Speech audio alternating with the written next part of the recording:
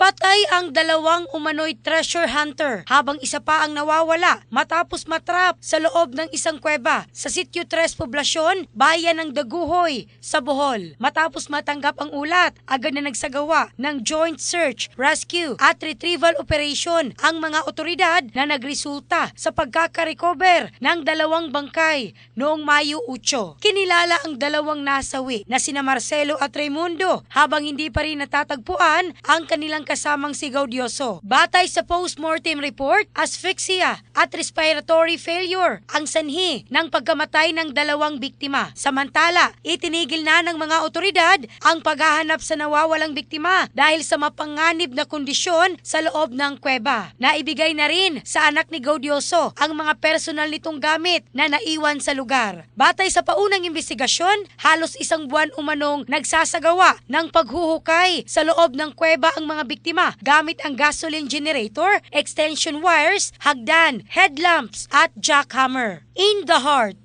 of changing lives, ako si Michelle Craste ng Brigada News Philippines, the Music and News Authority.